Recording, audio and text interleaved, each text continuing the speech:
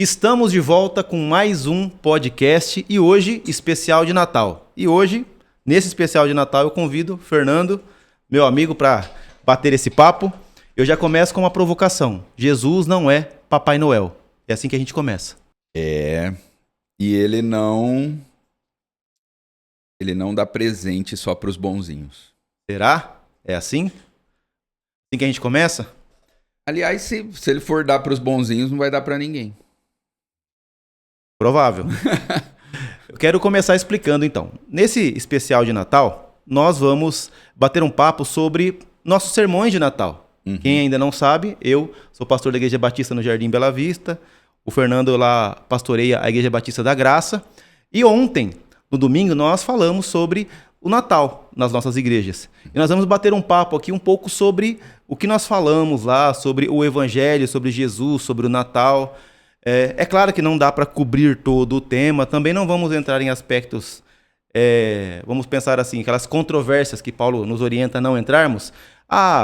E sobre a árvore, e sobre o pinheiro, e sobre presente, e sobre a roupa vermelha do Papai Noel. Deixa para outros teólogos isso aí. Deixa para outra galera isso aí, que tá mais preocupado. Pessoal mais inteligente que nós. Essas coisas assim são muito inquietantes, não é? Eu conheço pessoas que estão quase tirando as suas vidas porque não sabem de onde vem a roupa vermelha do Papai Noel. Nossa. É difícil, né? É difícil. Brincadeiras à parte. Bom, vamos lá então. Por que eu fiz essa provocação inicial? Veja só. Tem muita gente que diz não acreditarem mais em Papai Noel. Mas de alguma maneira, Deus para elas é como um Papai Noel. Vou explicar melhor.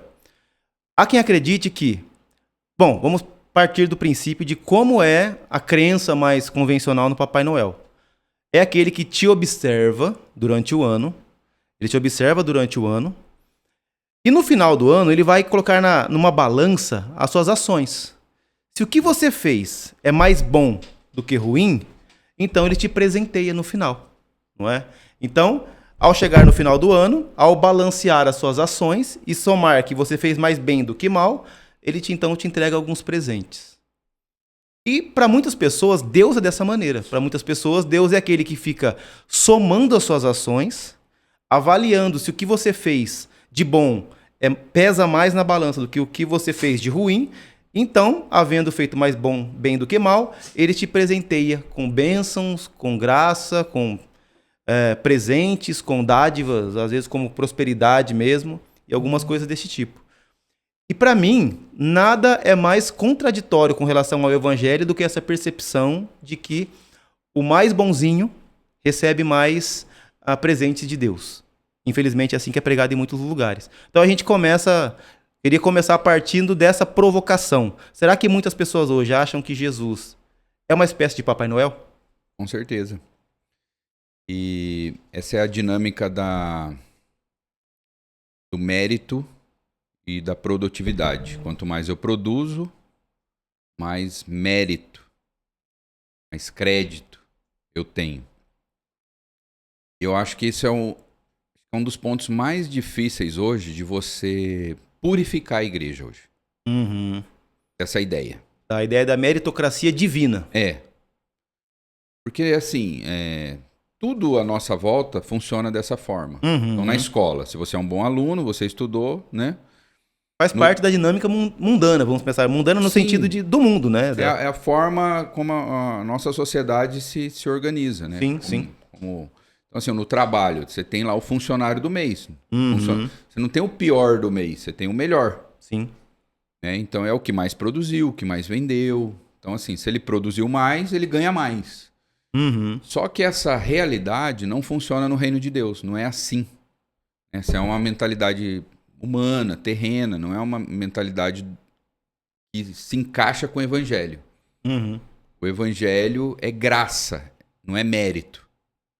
Então, você mudar isso na cabeça das pessoas é muito difícil. Por quê? Porque a gente nasce, se relaciona com base no mérito, na produtividade. Então, tudo à nossa volta funciona assim. Sim. E aí, quando você vem para a igreja, né, para o cristianismo, para a religião, às vezes, sem perceber, a gente encontra essa mesma dinâmica. E às vezes parte dessa culpa é de nós pastores. Sim. Como você falou, faz parte da nossa estrutura social, das nossas convenções sociais, essa ideia de o funcionário melhor tem melhor salário. Sim. O aluno que fez o melhor trabalho tem a melhor nota. E a gente, às vezes, traz essa dinâmica de vida para a igreja mesmo, acreditando que aquele que tem uma melhor conduta moral, ética, vai conseguir de Deus uma bênção maior do que os demais. Eu estava me lembrando aqui agora que daquela parábola dos trabalhadores da vinha, onde o senhor da vinha passa às 6 da manhã, às 9 da manhã, meio-dia e depois às 5 da tarde. E é muito interessante o quanto Jesus veio para quebrar essa percepção de meritocracia convencional, humana. Nesta parábola, ele traz os das 6 ao final do dia e os das 5 e paga o mesmo salário. Não é? E os das 6 da manhã ficam indignados com aquilo. Porque falam, não é, nós chegamos primeiro, nós trabalhamos mais, não é justo, não é correto que nós tenhamos a mesma paga do que aqueles que chegaram às 5. E aí Jesus não... O interessante é que Jesus ele não combate isso de alguma forma dizendo, olha, deixa eu te explicar a lógica do que eu fiz, deixa eu te explicar racionalmente para você entender o que aconteceu. Ele fala, não, eu fui bom. E a minha bondade te incomoda? A pergunta de Jesus para aqueles homens é, a minha bondade, a minha misericórdia, a minha graça, você se incomoda com isso? E de fato, eles se incomodam, né? E o que nos marca muito nessa mentalidade de meritocracia é porque a nossa religião, nós somos cristãos, mas a nossa religião ela é até denominada como judaica cristã. E na mentalidade judaica, era muito comum isso. Você se envolve, se relaciona com Deus por meio das leis. O quanto mais leis você cumpre e melhor, mais a graça de Deus você acumula sobre você, as bênçãos de Deus sobre você. E nós trouxemos essa mentalidade judaico-cristã, não é? Tanto que a visão judaica de riqueza, alguém é rico porque é obediente. E quando o contrário também é verdade. Quando alguém perde ou passa por uma desgraça, alguma coisa de errado essa pessoa fez. Que é o livro de Jó. O jovem rico, por exemplo, né? Por que ele é rico? Porque ele obedece tudo. Ele obedece todos os mandamentos. Falou, não, isso aí eu já faço. Né? Jesus fala, então, né? Guarda os mandamentos. Falou, não, isso aí eu já faço desde da minha infância. E a prova que ele faz é porque ele é rico. Na mentalidade judaica. Então, assim, e você tirar isso hoje é muito difícil, porque, assim, a graça, ela é desafiadora, né, de se receber, e ela é confrontadora também. Então, assim, principalmente para o religioso. E a gente vai perceber a graça de Deus desde os primeiros capítulos de Gênesis. Então, assim, quando o Adão acorda, ele já acorda dentro de um paraíso, todo feito para ele. E o que ele fez para merecer aquilo? Nada. Então já está apontando a graça. Tipo, ele não fez nada. Ele abre os olhos, tem um paraíso para ele. Então, assim, ele não orou, ele não leu a Bíblia, ele não deu dízimo, ele não foi num culto para que ele recebesse o Éden. E quando ele cai, quando nós temos a narrativa que nós chamamos de queda ali, pode até ser assunto para um outro podcast. Se você quer, escreva aí nos comentários queda. E tem muita coisa aí para ser falado. Mas quando acontece, né, o que nós chamamos de queda ali no Gênesis 3, ele tenta resolver o problema com folhas. E é como se Deus dissesse assim, essas folhas não resolvem o problema. Tem que ser coberto com sangue e couro, né? A morte, sacrifício e couro. E animal, né? Tem que ser morto. E também não é Adão que mata o animal. Não. Nem que faz suas roupas. Diz que Deus faz para ele roupas para que ele, né, se vista com aquilo ali. Então, mais uma vez, é uma ação não meritocrática. Na verdade, o mérito dele era para condenação. O mérito era para punição. Mas Deus, mais uma vez, graciosamente, não só naquele momento não pune, né? Mas também graciosamente cobre o pecado dele, apontando para algo maior, né? Apontando para o que havia de vir. Então, essa ideia meritocrática do evangelho tem que ser quebrada, e é o que Jesus faz nos seus evangelhos o tempo todo. Ela é totalmente contrária até à palavra evangelho, né? Evangelho é uma boa notícia, e é uma notícia sobre algo que alguém fez. E é interessante porque, como eu disse, em toda a Bíblia você percebe essa ideia da graça, né? E as parábolas de Jesus vão enfatizar muito isso. Tem o grande banquete, mas a que mais, assim, salta no meu coração é a do filho pródigo. E ali você vê as duas realidades, a realidade da graça e a realidade da produtividade, né? Você vê a graça sendo escancarada no filho perdido, no pródigo, né, que deram esse título para a parábola, e você vê o mérito no irmão que ficou em casa. Então, assim, a todo tempo, Jesus está mostrando, olha, a dinâmica do reino não é assim, não é a dinâmica do Papai Noel. Ele não é o presente, não vem para o filho obediente. Né? Ele dá um banquete, uma festa para o filho rebelde. É um filho, em tese, se arrependeu, né? Ele volta para a casa do pai, mas é uma volta egoísta, ele está pensando nele, ele estava passando fome. Né? Até as pessoas acham assim, nossa, ele está arrependido, por isso que Deus deu. Daí é mérito também, com base no arrependimento. Não tem arrependimento. Sim. O que tem ali é sobrevivência. Tem uma frase do Tim Keller, se eu não me engano, é algo como: você é mais pecador do que acha que é, e é mais amado do que acha que é também. Sim, é bem isso. Então, assim, nós podemos concluir, digamos assim, no primeiro momento, que o Natal é a boa notícia de que não são os nossos méritos que nos salvam. Isso. Que não é por nossa meritocracia. Isso. É pela graça de Jesus. Pela graça. Então, como é nosso especial de Natal, eu quero que a gente vá transitando sempre pelo tema. Então, o Natal é isso, é essa primeira boa notícia de que Deus não é Papai Noel. Ele não está somando as nossas ações para colocar numa balança e ver se os atos bons pesam mais do que os maus para nos dar um presente no final. Né? Que mais que o Natal é? O Natal, bom, eu pensando assim no texto que eu escolhi, né? O Natal, né, é esse evangelho já anunciado, porque a gente pensa sempre assim, evangelho, a gente imagina já a cruz. Mas é essa boa notícia sendo anunciada já desde o nascimento de Jesus. Ele mostrando a graça dele nos detalhes do seu nascimento. Então, assim, desde do lugar que ele escolheu nascer, os pais que ele escolheu, a quem ele escolheu se revelar, já demonstra o evangelho. Boa notícia para quem que ela veio. Né? Então, para mim, o Natal já é o evangelho sendo anunciado já no nascimento. Culminando, claro, na cruz. Mas ele é anunciado já no nascimento. E o interessante é que nós estamos falávamos agora sobre o mérito, né? E se nós pudéssemos escolher qual família nós nasceríamos, em qual época nasceríamos,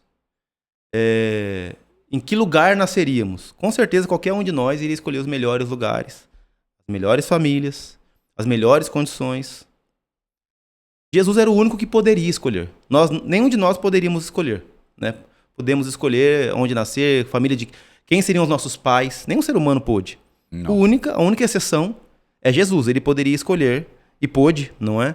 Quem seriam seus pais? Quem seriam seus pais, o lugar que nasceria, a época que nasceria, até mesmo o lugar mesmo o topográfico ali, assim, se fosse numa maternidade ou num curral, basicamente, que, traduzindo para os nossos termos mais comuns, seriam esses.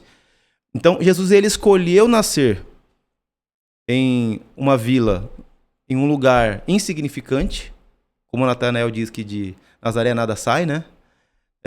Um lugar insignificante, de uma família também, assim, socialmente insignificante, em um lugar simples, humilde, e se mostrou para pessoas simples e humildes também, né? Sim. O que isso nos ensina? Jesus está sempre do lado desse pessoal, que ele veio trazer uma boa notícia para esse pessoal. O que isso nos ensina? Então, essa escolha não é acidental. Sim. Nossa seria. A nossa seria. Ela é proposital. Né? Ele escolhe Belém. Quando fala assim, a cidade de Belém, a gente pensa uma cidade, mas se você faz uma pesquisa, era um vilarejo com, no máximo, 250 pessoas. Um bairro da nossa cidade é maior que Belém. Os pais de Jesus. Maria era uma menina pobre.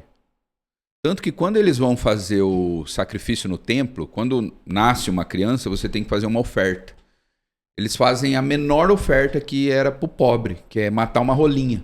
Eles não tinham condições de matar um cordeiro, por exemplo. A rolinha era o mais barato dos sacrifícios.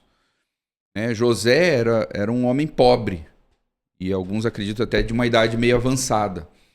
Maria, uma adolescente, provavelmente. Então ele escolhe Belém, ele escolhe Maria. Como você disse, ele poderia ter escolhido um rei para ser o pai dele, terreno. Uma rainha. Ele poderia ter nascido num palácio. Então, eu acho que a igreja precisa pensar nisso. Principalmente a igreja... Vamos falar da nossa, a igreja brasileira.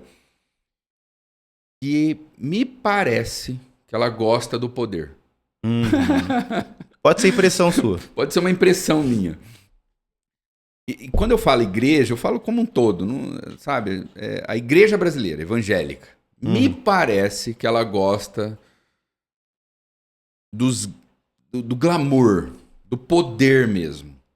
Dos grandes templos poderosos. E eu não sou contra templo grande, nada disso. Mas, assim, quando você olha o Cristo de Belém, parece que ele fica bonito no presépio dentro das nossas igrejas. Mas as nossas igrejas não são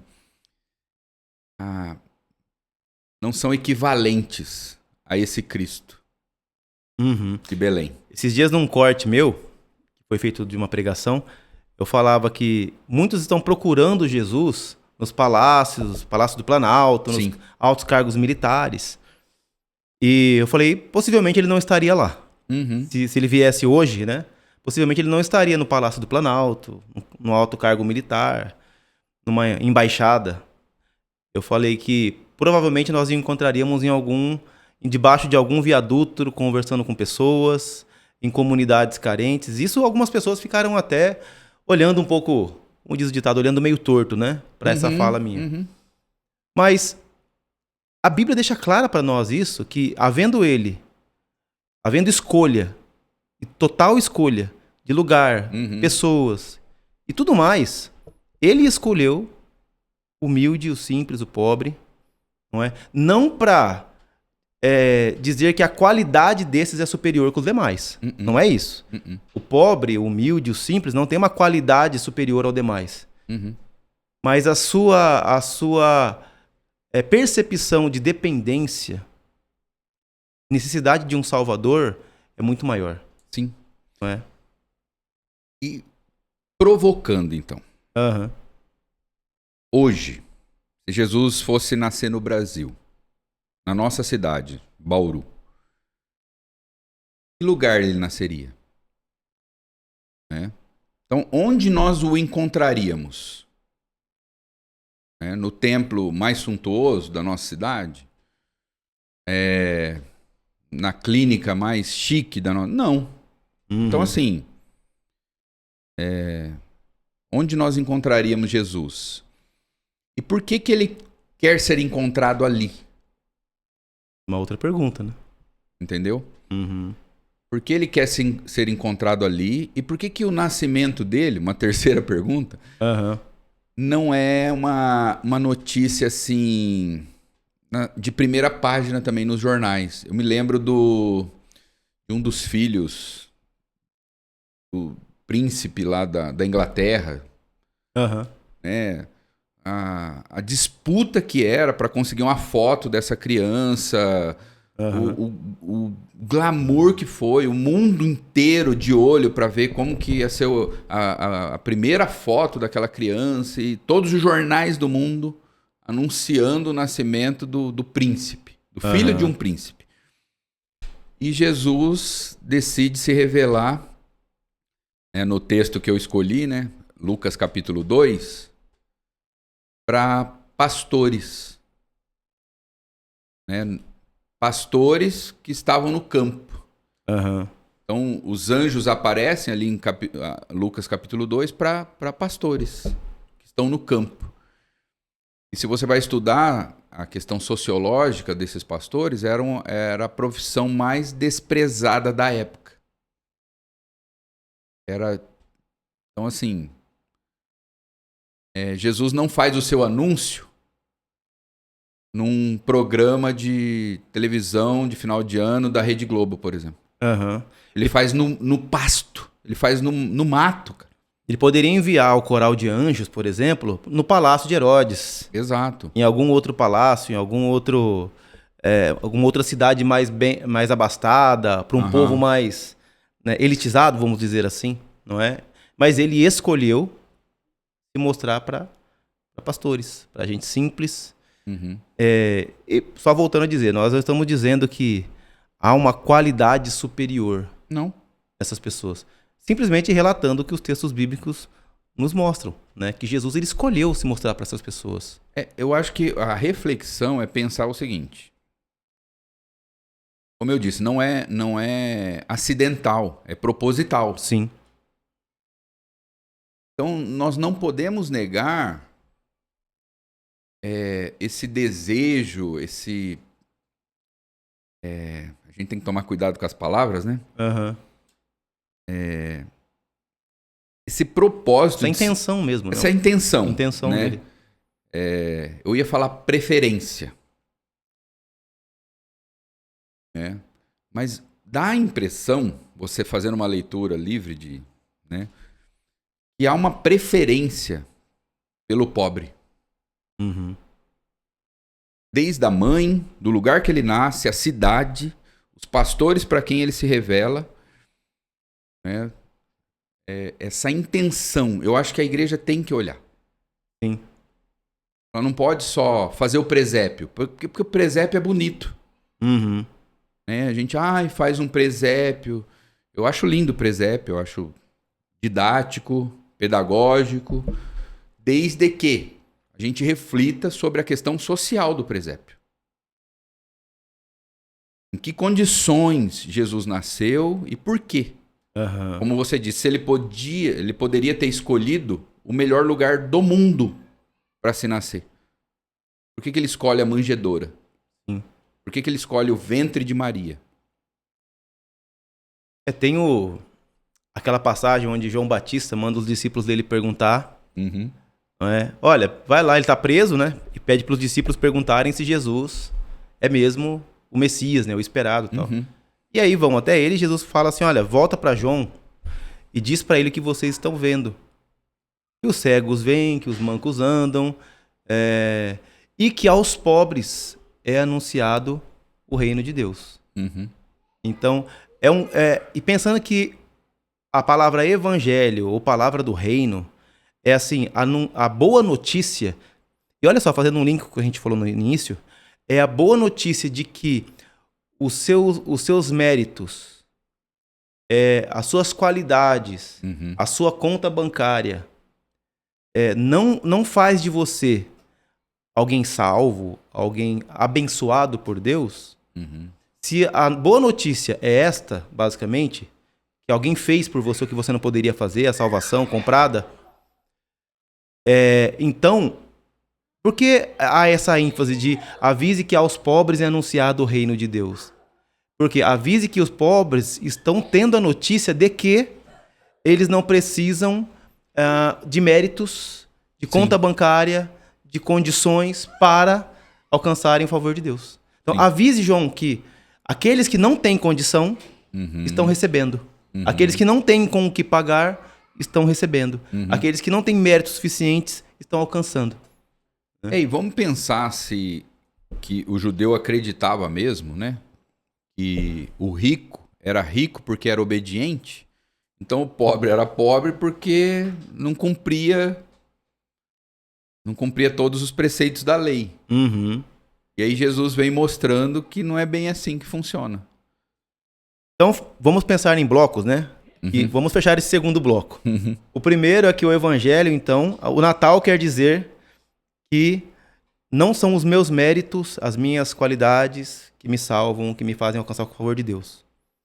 E a segunda coisa é que aos que não têm com o que pagar, com que não têm condições, não tiveram condições, sejam elas sociais, culturais, para essas pessoas, o Deus criador de todas as coisas se revela, marca, vamos dizer assim, um encontro com elas, alcança elas, vai até elas e chama elas para perto. Isso. Pode dizer isso.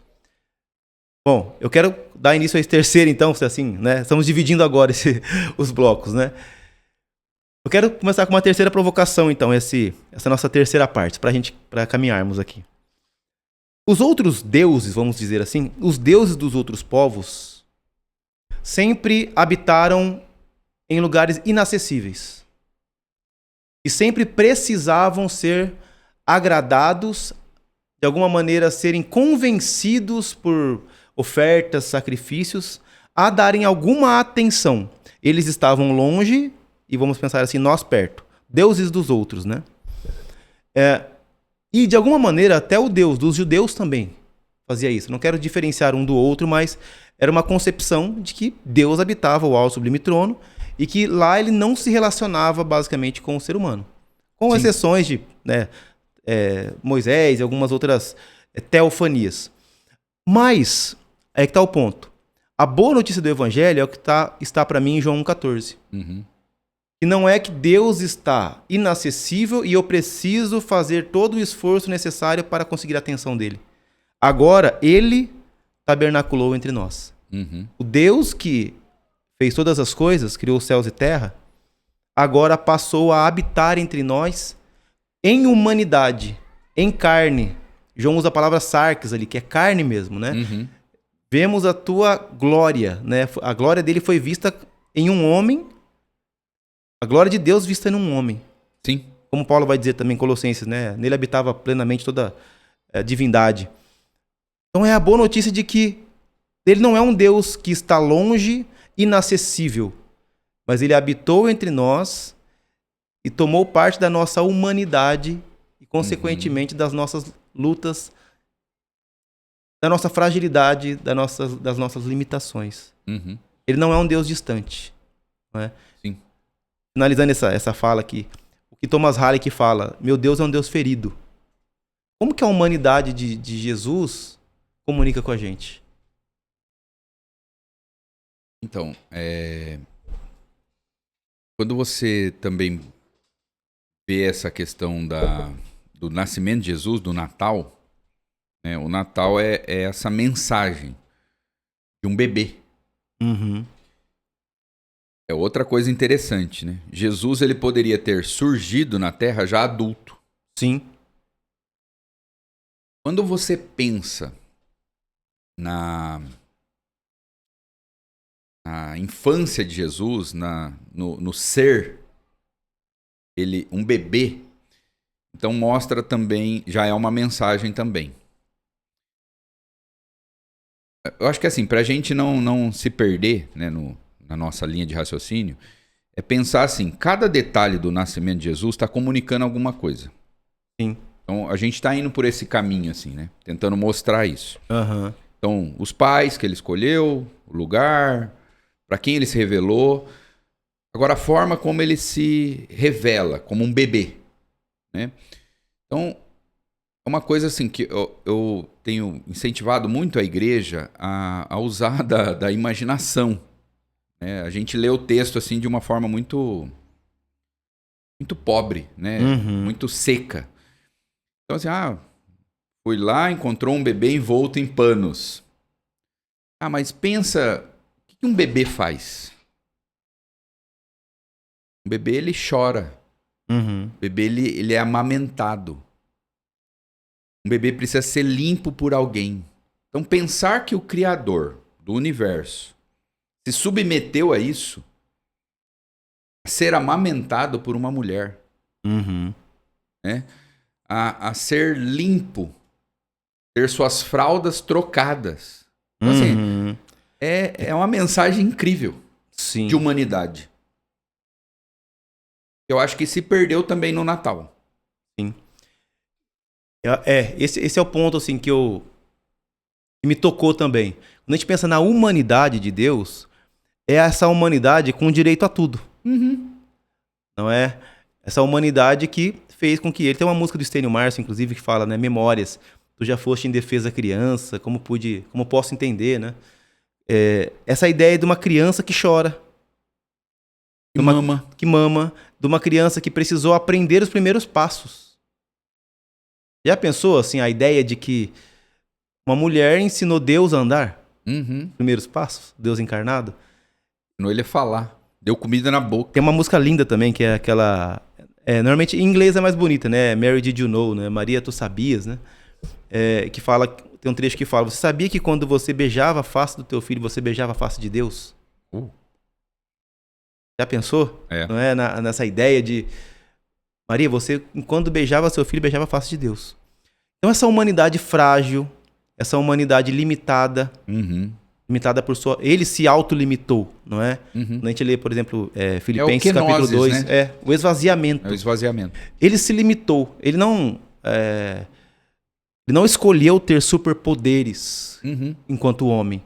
Ele teve fome, ele teve sono, ele teve cansaço. E como diz Hebreus, né? 4, se eu não me engano, 14 ali em diante, ele fez isso para que nós tivéssemos um sacerdote que se compadece das nossas fragilidades, da nossa humanidade. Ele encarnou a humanidade para que ele se compadecesse da nossa humanidade. Então não há dor ou sentimento ou angústia que Deus não tenha experimentado. Né? E pensar nisso, eu acho que é importante para a igreja hoje, porque também, assim, a gente perdeu um pouco, ou bastante, né, dessa percepção de Jesus. De Jesus que está entre nós, e chora, e dorme, né? Que viveu o que a gente vive hoje, que entende a gente. Não é esse Deus distante. Ele assumiu a humanidade. Sim. Para que ele pudesse se compadecer da humanidade. Né? Ele poderia ter escolhido, ele poderia ter vindo montado já no cavalo branco. Né? Todo paramentado. Mas não, ele decide vir num frágil bebê. Então, e um frágil bebê, para mim isso aqui eu acho que é uma das coisas mais interessantes e mais importantes. Eu acho que não é uma ameaça.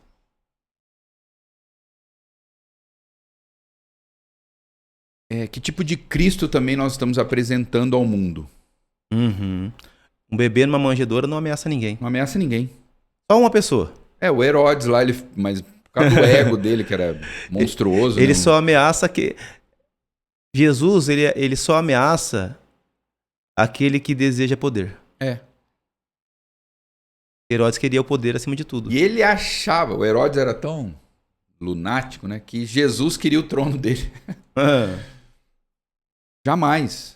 Nem tentou, nem passou perto. Ele falou, meu reino não é desse mundo. Né? E o reino dele é um reino de servos. É o reino de ponta cabeça. Quem quiser ser o maior, seja o menor. Então, assim, Jesus estava nem aí com a coroa de Herodes. Aquilo ali não valia nada para ele. né? Agora, será que... Então, olha só. Pensando em quem não é crente, né? Que tipo de Jesus está sendo apresentado para eles? Será que é esse Jesus assim que eu posso me assentar ali, né, aos pés dele, ao lado dele, sem medo?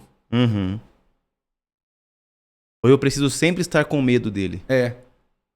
Porque ele está sempre me olhando e em qualquer momento ele vai me punir por causa dos meus erros.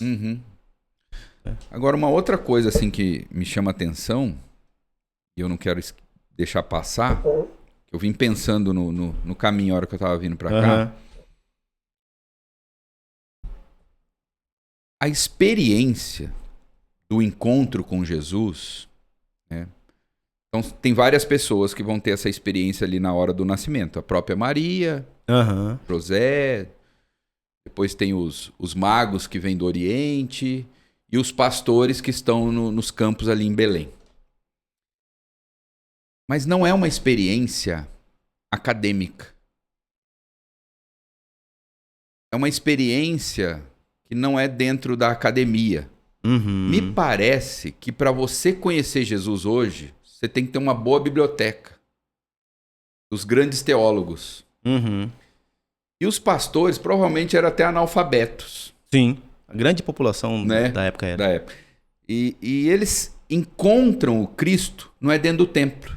Então isso é provocador também, é provocativo, né? Esse encontro com o Cristo não é por meio de um grande sermão, de um grande pregador. Eu creio no papel da pregação, tanto que eu prego, porque eu acredito que a pregação tem poder. Mas eu acho que confinar o encontro com Cristo a esses limites, eu acho que ele é perigoso. Sabe, você tirar o Cristo do campo. Sabe, eles encontram com Cristo numa noite, uma madrugada, né? Sentado ali ao relento. E tem uma coisa, eles não estavam buscando o Cristo. Os pastores, né? Foram... Exato. Eles não estavam atrás dele. Foi o contrário. É interessante, não é? A gente vai caminhando já pro final. Teria muita coisa a ser dito aqui. Mas, pegando o gancho, você falou da revelação para os pastores. Tem um outro grupo que Deus decide revelar o nascimento do Salvador. Sim. Que é de sacerdotes do Oriente e sacerdotes persas. Sim. Veja só. E não são 3, tá? Só pro pessoal saber. Não são 3 reis magos e tal. Não. É porque eram 3 presentes, então deduz que eram 3. A tradição colocou até nome neles, né? Acho que é Baltazar, alguma coisa assim, eu não me lembro agora. A gente não sabe nem quantos eram. Não sabe quantos eram, não sabe os nomes, mas eram sacerdotes persas, zoroastristas. Ou seja, um povo de outra religião, inclusive. Exato. A quem foi revelado o nascimento de Jesus. Eles não eram somente não judeus, não eram não fariseus. Eles eram de outra região, eles eram de outra religião. E Deus se revelou a eles, aí tem N coisas envolvidas nisso, e a gente pode falar isso também num outro podcast, mas Deus trouxe quem nós nem chamaríamos de irmão, vamos dizer assim, para revelar o seu filho a eles. Pessoas assim, que não eram do povo, da religião, da cultura, dos costumes. Trouxeram eles, digamos assim, para dentro do presépio. Não é? E hoje a gente tem tanta dificuldade, às vezes, dentro do nosso meio, dentro da mesma religião, da mesma fé, mas com um pensamento um pouco diferente. De repente ele é um pouco mais avivado, um pouco menos, ou acredita nisso, naquilo outro. Parece que se nós fôssemos montar o nosso presépio, ou seja, apresentar o nosso Salvador, eles ficariam de fora. Com certeza. Colocaríamos de fora muita gente, que de repente gosta de bater mais palma do que nós, né? Ou algo do tipo. Então, o Natal nos mostra que a mesa de Deus, ela é uma mesa muito mais ampla do que nós imaginamos. Não me atrevo a dizer o tamanho dela. Não me atrevo a dizer quem pode ou não sentar. Não me atrevo. Uhum. Mas que ela é muito maior do que a nossa mente finita, do que as nossas concepções. E às vezes, na maioria das vezes, ela é muito maior do que a nossa vontade de que ela seja grande. Uhum. A gente queria fazer uma mesa pequenininha. Para nós, Jesus teria uma mesa bem pequenininha, assim. Ó. Eu sento só com quem eu acho que merece mesmo, assim. Com quem tem exatamente a mesma fé e ordem que a minha. Mas o nascimento de Jesus revela que a mesa dele é muito maior do que a nossa. Sim. Você falou dos magos, é assim que a gente chama eles, né? É. Magos do Oriente. Nós temos os magos do Oriente, que seriam cerimonialmente impuros Uhum. aos olhos dos judeus. Sim. Eles não poderiam entrar no templo, mas eles entraram na manjedoura. Olha que interessante. Os pastores também eram considerados Impuros, é isso que eu ia falar. Os pastores também eram considerados impuros cerimonialmente. Eles eram de má fama também. Uhum. Eles tinham... a índole deles, né, era questionável, assim. Sim. Eram pessoas, assim, de má fama. Sim. Não tinham respeito na sociedade. E no meio religioso piorou. Então, são essas pessoas que fazem parte do presépio. Uhum. Né? Você usou a palavra mesa, eu vou usar a palavra presépio. Uhum. Então, que tamanho é o nosso presépio hoje? Sim. Quem nós colocaríamos no presépio? Né? Então, eu acho que isso é uma das reflexões mais importantes para a igreja no Natal. Sim. Quem se assenta em nossa mesa, né? Por exemplo. E na mesa de Jesus? E quem Jesus convida para perto dele. É por isso que essas pessoas, nem os pastores e nem os magos, iriam até Deus. Uhum. É por isso que Deus veio até eles. Se revelou a eles. Exato. Se mostrou a eles. Então Jesus é aquele que não necessariamente espera que as pessoas vão até ele. Mas ele vem até aqueles que estariam fora. Lançados fora. Impuros. E Jesus passou a vida inteira dele fazendo isso, né? Uhum. Com leprosos, cobradores de imposto, prostitutas, fariseus, mestres da lei que se arrependiam, né? Então, assim, olha só, né? Então a gente tem os magos que são de uma religião diferente. Uhum. Sendo levados a Jesus. Eu lembro que há alguns anos eu preguei esse texto. A ideia é que era uma mistura de astronomia com astrologia. Eles viviam ali, né? Uhum. Por isso o estudo das estrelas, eles seguem uma estrela. Ninguém sabe como que isso chegou até eles. Uhum. Eles teriam que seguir uma estrela e que, ao seguir a estrela, encontrariam o Cristo. Uhum. Então tem várias teorias. Período que os judeus ficaram no cativeiro. Uhum. Contato com os persas e tal. Mas são conjecturas. Uhum. O que está claro para nós é que eles não eram do povo de Israel. Sim. Um povo que não era povo. Mas veio para adorar o Deus de todos os povos. Uhum. É o Deus de todos os povos. Então, e os pastores são pessoas à margem da sociedade que são judeus, mas que não são respeitados nem pelos seus. Uhum. Então é para esses que Jesus se revela e convida para fazer parte do cenário ali do presépio. Então, se a gente não pensar nisso no Natal... É muito mais do que presentes ou Papai Noel, né? E cantatas, lindas cantatas. Eu amo cantatas. Sim. Musicais de Natal. Eu amo.